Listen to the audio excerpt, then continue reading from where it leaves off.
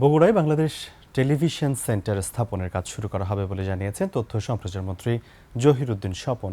সকালে বগুড়া শহরের করতোয়া কনভেনশন সেন্টারে সাংবাদিক ইউনিয়ন আয়োজিত সভায় তিনি আরও বলেন, বগুড়াবাসীকে যেসব অধিকার থেকে বঞ্চিত করা হয়েছে সেগুলো তালিকা করে ফিরিয়ে দেওয়া হবে। I am Ox. এ সময় বাংলাদেশ সাংবাদিক কল্যাণ ট্রাস্টের মাধ্যমে রাজশাহী বিভাগের ৭ জেলার ৫৫ জন সাংবাদিককে আর্থিক অনুদান এবং সাংবাদিক পরিবারের ৪৭ মেধাবী শিক্ষার্থীর মাঝে বৃত্তি চেক বিতরণ করা হয়।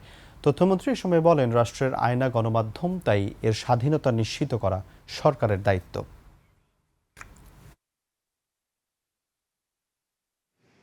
আমাদের বিটিভির একটি উপকেন্দ্র মনে হয় স্থাপনের কথা আপনার বক্তব্যে খুবই সংক্ষেপে বলেছিলেন, যদি একটু আমাদের পরিষ্কার করে বলতেন। আমাদের মরহুমা নেত্রী, আমাদের মাতৃতুল্য মজলুম জননেত্রী বেগম খালেদা জিয়া, আপনারা জানেন তার স্মৃতির স্পর্শ রয়েছে এই বগুড়া টেলিভিশন উপকেন্দ্র নির্মাণ করা।